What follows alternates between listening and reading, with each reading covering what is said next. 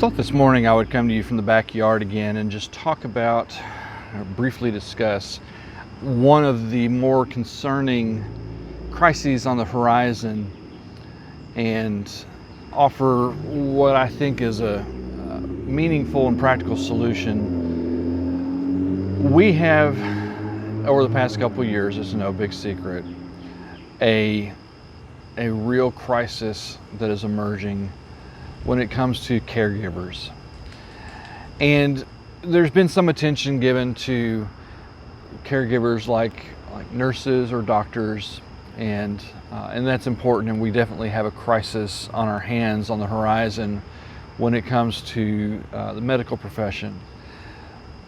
The economic factors involved with medicine, because of the risks and because of the heavy costs, especially a lot of people don't realize malpractice insurance is just incredibly high and has to be paid for several years after somebody retires from medicine even. And so you have those types of costs and those types of risks, and the risk and reward system has changed so much in the past decade or two that medicine is not as attractive as it used to be. And so our brightest minds are no longer going into medicine.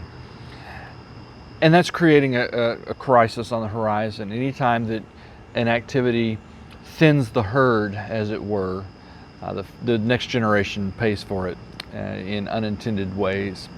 And so that's a crisis for certain. But I'm thinking more about, because of the way that people are learning to cope with difficult situations like what we've been through in the last 2 years, because of that, there is emerging a real lack of humanity in the world. And what I mean by that is the compassion that we should have for one another, just naturally. And that's starting to dwindle. And the crisis that will create in the future is when I let my mind just go there completely, it's absolutely terrifying what we could be facing in the future because of just a lack of general compassion among the people.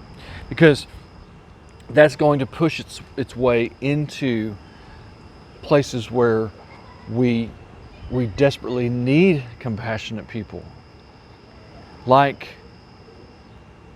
retirement centers or old folks' homes, where we need compassionate people like the lunch lady at school, places where we need compassionate people in our lives.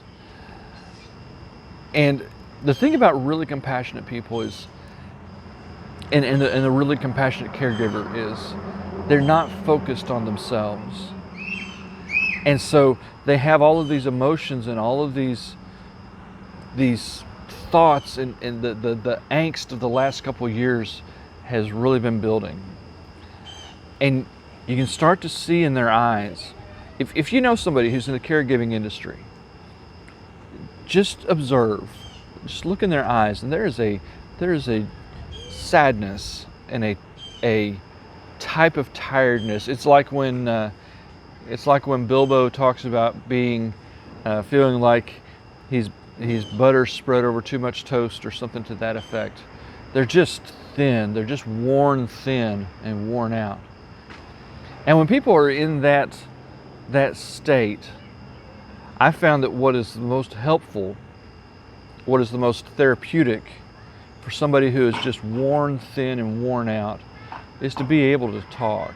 And not necessarily to talk about their worn outness and their worn thinness and the things of work, but just to be able to talk about the things of life. And eventually the conversation will run out of surface level things, and the opportunity to speak more deeply and to build a really deep relationship that allows some of those frustrations to come out and allows some opportunity for some empathy to be shown into that vulnerability.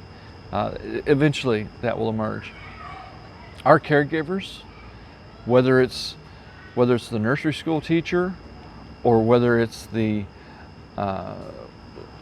mom in the home, Whether it's the janitor who is always has a kind word as he wanders through the hall. Oh, he doesn't wander through the halls. As he systematically works his way through the halls. No matter who it is in your life, there is somebody who cares, and they're getting worn out. And we don't need people who care to stop caring. So I would encourage you, find a way to encourage those who are caregivers in your life. One great way is just to ask them how their day is going. They're going to lie to you and say that it's fine in most cases. But another thing is just a random act of kindness. I know that when my relationships have suffered, when I will, instead of try to get to the root of the problem, let's talk this out, when instead I will just have here's some flowers just because. Here's a card that says I love you just because. That random kindness has a deep impact. So I would encourage you, maybe just find somebody who's down and give them a random act of kindness. You already know who it is. You already know the person in your life who needs encouragement. Go give it to them today, and let's make the world a little brighter place.